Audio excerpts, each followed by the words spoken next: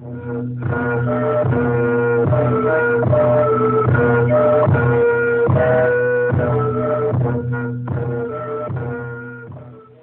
India Radio Imphal medium wave meter zathum somli point khat kilohertz agyat from Biaklun le FM megahertz zalet thum point ngapan hongki Pankhawm Paite program hi tuni in Thuthak Lakkhawm Simna Nna Awng Puanna Linda Biaklun pan Latualleng Ngaihkhiakna le Prime Minister Thugen Paite Latualleng Ngaihkhiakna inei dingu tuna masapianin Pankhawm Hatna chila Linda Biaklun sak ingai dingu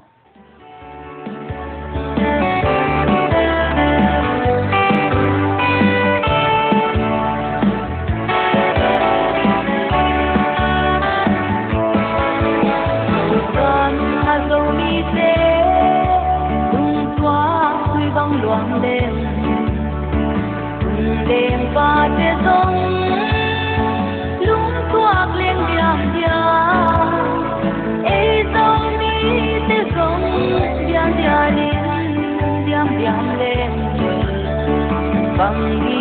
Zougam không phải lâu đi kia Pankhawm Hatna hi Chen Thuthak hi dấu đi đêm thấy xiêm Pankhawm lên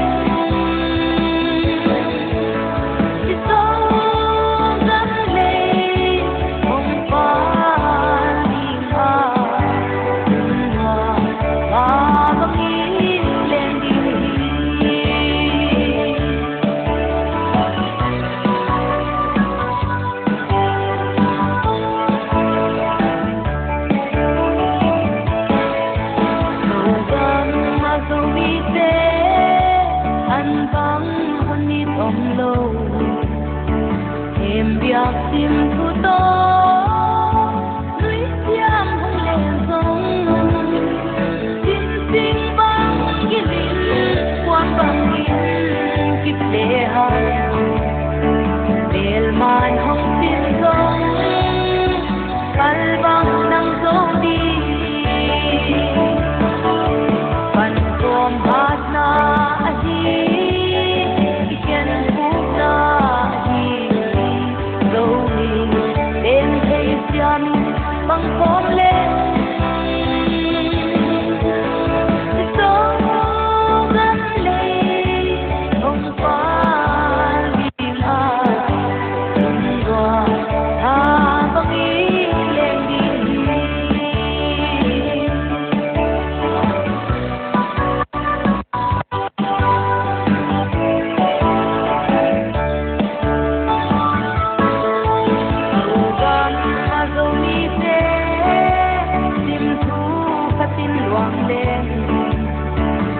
tâm lại qua tung xuống đi giáp xin đất tâm để Zougam hơn thôn đi hoa van xin loài sao min lối bằng thân đi Pankhawm Hatna hi Chen Thuthak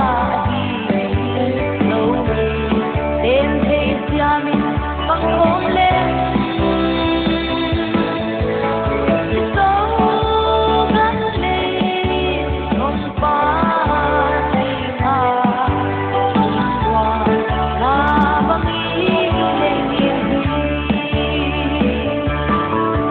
Pankhawm Hatna hi Chen Thuthak hi dấu lên thấy xiêm Pankhawm lên Zougam lên ông Phal Biaklun doa tha băng lên đi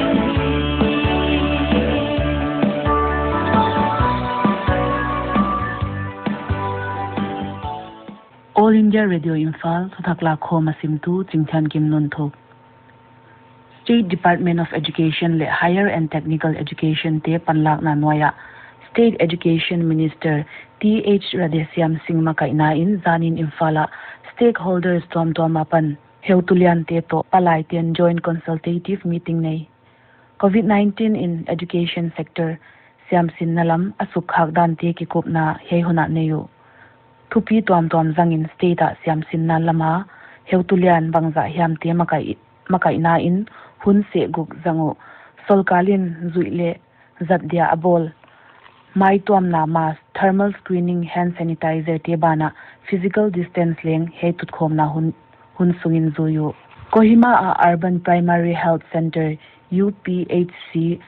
Seikhazo in Ministry of Health and Family Welfare te saina noya National Quality Assurance Standard for Public Health Facilities kipa mansang malswa bialadinga certified center masapen leng hingal hi Health Minister S Phangyo phom in COVID-19 hipi boilaya heibang lo man dong theidinga department te panlak na le kipyak zona thupi sa in phathwai asak thu puang a hein amau department kya hilowin state pumpi pa toina nga sakzo chi in zonggen be hi Arunachal Pradesh COVID hipi kai thak zanin li ombe non a akigom in state songa hi veimi zale somkwale khat phata ke sakte a hi le West Kameng district apan hi a Uttar Pradesh Punjab Delhi le Maharashtra apan sipai hongki te hi o hi Tulalin state a active case zale somni legiat adam kik som gukleni bana asi khat phata Meghalaya aleng sipai khat COVID positive theibe a hi tokitonin active case som phata Nagaland aleng zanin army guktalin migiat COVID hipi ve thak thei a hi tokitonin state sunga ave zali somnga lekwa phata chi in Health Family Welfare Minister S Phangyo Phomin taklang ave thakte laka gukte Kohima district a Jakhama Military Quarantine Center apan hiwa adang ni tebel Dimapur le Mokokchung district apan hiu hi Tulalin state a active case somni lekwa le adam kya za somguk le gyat phata chi in Minister Pangen be tunia pan unlock adan ni na ki panta containment zone chi lomontia activities tam takha kolin state le union territories te le ministry le department te sot pi akikup nun zuidia ki bol guidelines thak bol a hi chi in home ministry in taklang he guideline noya metro rail service cinema hall gymnasium swimming pool parks bar auditorium assembly hall te zat phal hinai lo ding huchima bangin sa khwale tondan to kisaya program te kimol namun te siam sinna mun te le mi pi tampi ki pun khom theiding program te phal hinai lo phot ding containment zone chi lo mundanga ten atunga ki gen kha activities lo adang teng zat phal hita hi night curfew te zandak soma pan jinglam dak nga tan ding in suktom a hi mi upa kum somguk le nga tunglam naupang kum som noilam te bana wal phalo te le numei naw pai table akulwa hi kele inapan pot khelo ding in thei sakhi ui hi tuni in All India Radio Station Guwahati in Foundation Day asom sagi le thumveina lom program chi tuam hey station in anipi ni u lopna ding in sai AIR Guwahati ahi le capital station pitching hi a broadcast channel thumnei hi Assam Governor Donor Minister Media Advisor to Assam Chief Minister Union Home Secretary Assam Chief Secretary le AIR News te Principal Director General Tuni in Pratirot episode som zakhatna hunzatna ki heldingu tunia dinga Thuthak Lakkhawm isim theu heiting ahi Nna Awng Puanna inei zomngal dingu Staff Selection Commission SSC CPO in Sub Inspector numeile pasal Sub Inspector GD le ASI Executive Post zale sangle zangale somguk le li lakna ne ding siamna lama poimo recognized board khatpiwa pan graduate hiding kumbihya kumsomni apan somthom ki kalmia hiding STT ding in fees omloading apply hun topni July ni somle gyat sangni somni lunglu na le chitna nei mi ten Thuchiankim zo www.ssc.nic.in chiklai pewin etheding Tunabana Zani Taklama India Prime Minister Narendra Modi in agam mi pi tia ding a Thugen na Paite pawale Ngaihkhiakna inei dingu kagam mi pi te o namaskar corona hi pi do dal na a unlock adan ni na iluta uhi yai kya hiloin chinat na tom khu khosik le chisa atam hun ahi manin kwa pewin idam theina u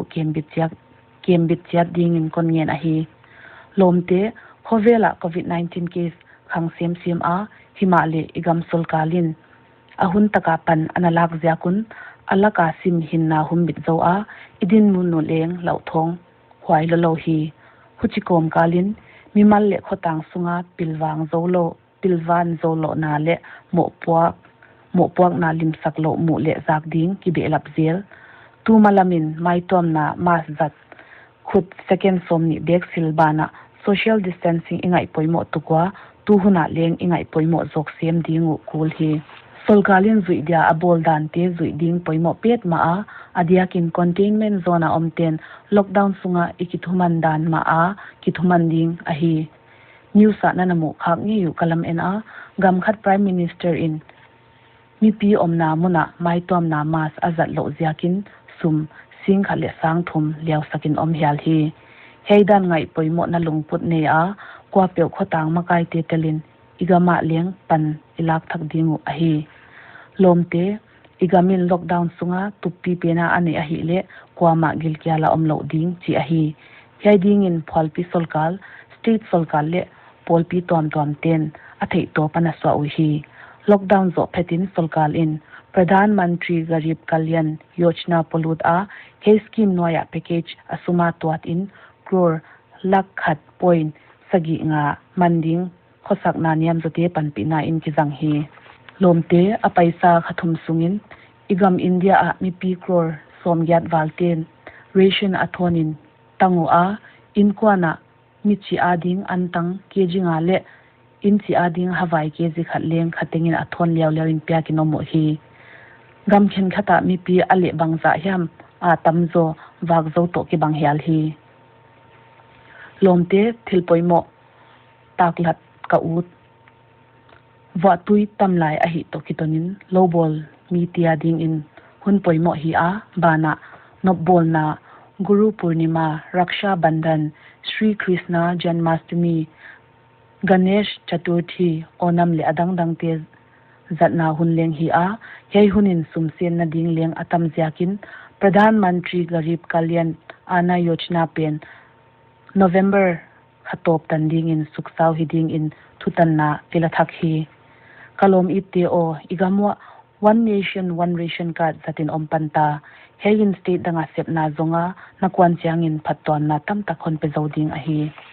tuni in solkarin khosak na niam zote panpi na din athona ration home thei pen khatna a gam sunga lo bol mi te chi takna le ha panna ziak le ni na a igama sia gina taka pete ziak ahi nang ki piak zo na le ha panna ziaka igamun twabang panpi na khut zak thei ahi ke ham phat na nga te sikle tangin ken ki pa thu ka gen komin za na amaute ka pya hi lomte imailam hun tewa leng khat ki panpi to zel in kalswan ni zui dia ki boldan te zui komin panla thak cha ta toplawa atmanirbhar bharat dingin sem khom ni note dam taka na omdingu kathum na ahi mai tuam na mas te jang mangil ke ni khat ki kala meter ni bek ki gamlani heite kwa pewin zui chatin pilwang taka omdingin ka hongen ahi ka kipak Pianna Zougam chila linda Biaklun sak ingai zomdingu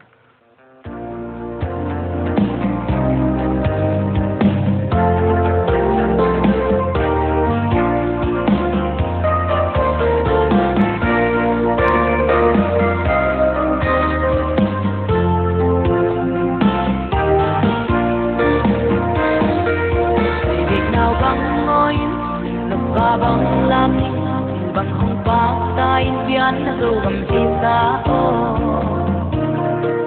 Say dik nào bang oin Nục ba bang lakin Bang hong pa Say Pianna Zougam pisa o Im bang i Pianna Thu lê gam luôn wa Ya bang asun dit Bang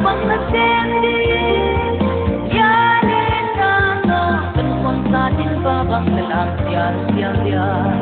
tu le tu me de tin lom tem tem đi dây đi nào băng ngồi tập ba băng lam in băng hong pa sa in Pianna Zougam isa o dây đi nào băng ngồi tập ba băng lam in băng hong pa sa in Pianna Zougam isa o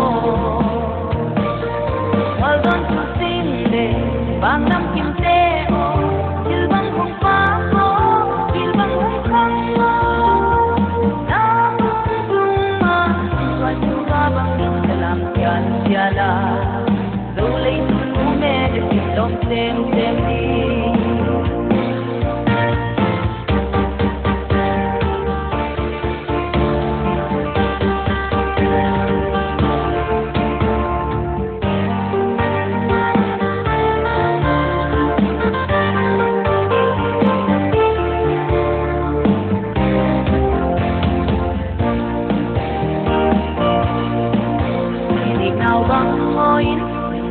bang lam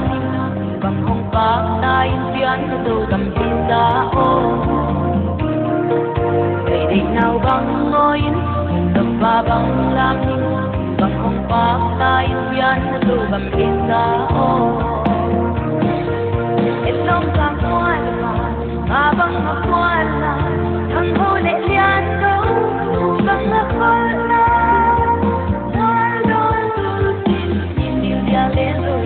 Pasil piale, dole tu me le tinom tem tem di.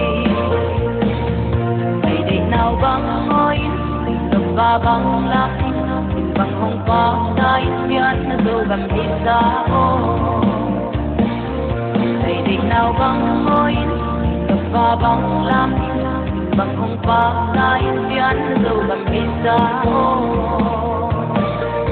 Imbang di Pianna Dulay gam nun wa ya bang asun di ba bang nasen di ya le na mo kon sa din ba bang lang sial sial ya dulay nun me le lom tem tem di di now bang moin sa ba bang lam All India Radio Imphal Chingthiankim Nunthuk Lakkhawm Simna le ti chinjakhu pa pan Latualleng Ngaihkhiakna inei dingo tuni taklam dakli le minute somli agin to kitonin ihunu abeinon ta munchi a paite program ngai teng teng omnuam le mangpha